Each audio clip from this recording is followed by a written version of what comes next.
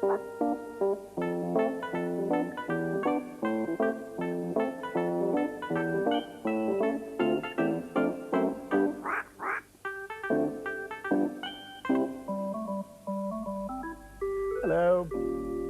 Do you sometimes wake up in the morning and wonder what sort of day it's going to be? Is it going to be sunny? Is it going to rain? Is the wind going to blow? Well, there are ways of knowing what the weather's going to do, and one of them is called a weather house. Now here's a weather house. When it's going to be a fine day, this girl comes out of that door wearing a summer dress. And when it's going to rain, the boy comes out wearing a waterproof cape. Now, of course, you can turn on your radio or your television, and they'll tell you what the weather's going to do. But on board Noah's Ark, there wasn't any radio or television. But Mr. Noah had a weather house rather like this one, and he believed in it. Whatever it said, Mr. Noah believed it, no matter what the sky looked like. Now, if you could look in the sky around the Ark, you would find probably quite a lot of Mr. Noah's birds. Let's see if we can draw some. Well, there's a sort of seagull there already. Shall we draw the other one? Big long wings those gulls have. They have to fly long distances over the sea. And sharp beaks for catching fish, and tails, and 2 feet, and 1 eye. There's the seagull. This story is called The Weather Forecast.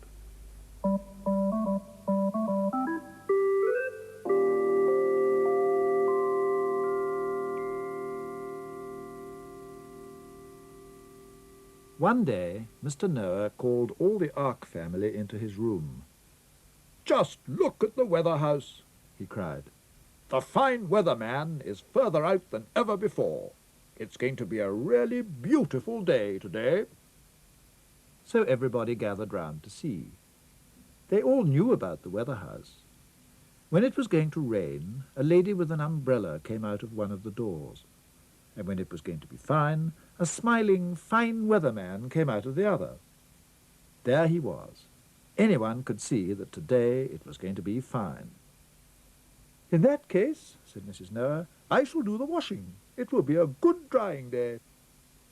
"The outside paintwork could do with some touching up," said cheerful Ham. "It will be a good day for me to see to that." "And I shall make some good fresh lemonade," said Mrs. Ham. "We shall all be thirsty on a fine hot day like this."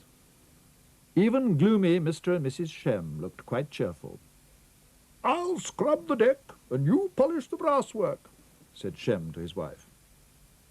Only Mr. Noah's youngest son, Japhet, and his friend Janet didn't seem too happy, because when they looked out of the window, the weather didn't look fine at all. There were big black clouds rolling up all over the horizon. And there was something else that was worrying them. 2 dormice were missing. Japhet and Janet and Crockle, their pet baby crocodile, had spent all day looking for them. "Never mind about the weather," said Japhet. "We must find the dormice." "Maybe they've been gobbled up by one of the big cats," said Janet. "They've been looking very hungry lately." "So have the crocodiles," said Japhet. "A boa constrictor might have swallowed them, or a hippo might have trampled on them," said Japhet.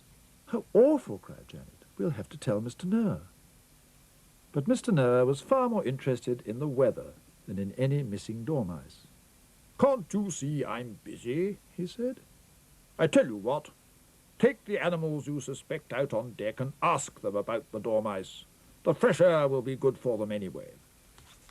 Outside on deck, everybody was hard at work, washing and painting and scrubbing and polishing. The clouds were blacker than ever, but everybody still believed Mr. Noah's weather forecast. Mrs. Ham was just handing round the lemonade when Japhet and Janet arrived with a pair of tigers. "Do you know anything about 2 little lost dormice?" said Japhet to the tigers. But the tigers shook their heads. So did the lions and the leopards and all the other big cats. The crocodiles shed several large crocodile tears when they heard about the dormice, but they shook their heads too. And when Janet asked the boa constrictors if they'd swallowed them, they shook their heads as well. All this time the sky was getting darker and darker. Japhet and Janet had just arrived with the two hippos when suddenly there was a bright flash of lightning and a loud clap of thunder. A few moments later, a great wave struck the Ark and knocked it sideways. That was the end of all the hard work on deck. The paint went all over the two hippos. Mr. and Mrs. Shem lost their footing and slid all over the deck. The lemonade went all over Mrs. Noah, who very nearly fell overboard, and Mr. Noah did somersaults from one side of the Ark to the other. It looked as though Mr. Noah's weather house had got the weather forecast all wrong. By now, one of the hippos was striped like a zebra, and the other had spots like a leopard, only they were red. Mr. Noah was stuck upside down in the doorway. Mrs. Noah was clinging to the washing line. Mr. and Mrs. Shem were covered with wet washing, and Ham had a bucket on his head. Then Ham shouted, "Come on, everybody! Under cover before the next big wave!" So they all picked themselves up and ran indoors. The thunderstorm went on. When the children got the two hippos down below, they found all the animals very frightened.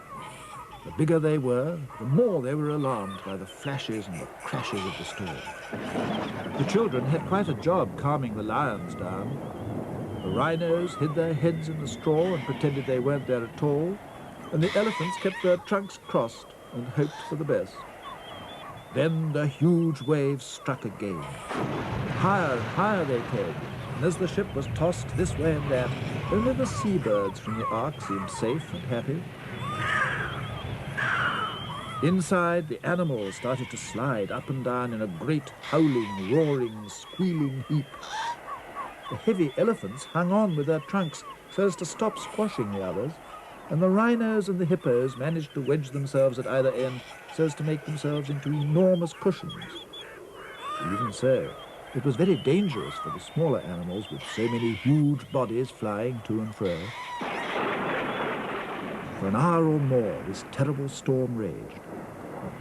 Then, about as suddenly as it had started, it began to die away. The wind dropped, the rain stopped, and the sun came out from behind the clouds.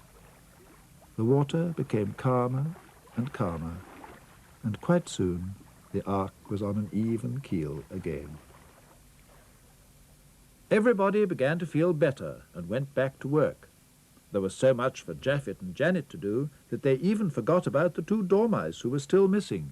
Some of the animals needed first aid, and the hippos had to have their spots and stripes scrubbed off. But at last, when everything was finished, the two children went off to report to Mr. Noah. They found him in a very cross mood, because his weather house had got the weather forecast all wrong. "It's a rotten, useless thing," he said. "I shall throw it away." And he took it down from the wall and tossed it onto the floor. But just as Japhet went to pick it up and throw it overboard, Crockle started to sniff at the weather house.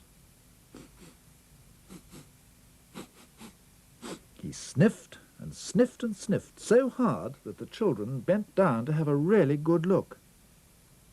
There was a hole in the back, and what should they find inside but the two missing dormice in a snug little nest. Mr. Noah was delighted. "Why, of course," he cried. "That's why my weather house was wrong. The fine weatherman was pushed out of the door when the dormice built their nest, and he couldn't get in again." So Mr. Noah gently took the dormice out and proudly hung up his weather house again. "There," he said, "I knew it was a good weather forecaster, really. In fact, I don't know what we should do without it."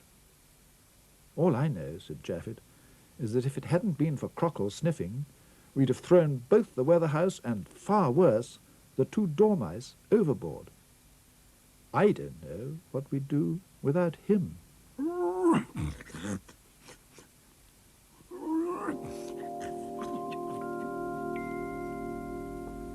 And that's the end of the weather forecast. It was clever of Crockle to find those dormice, wasn't it? If he hadn't, they'd have been thrown overboard. Anyway, Crockle and I will be back again with another Ark story next week. Until then, goodbye.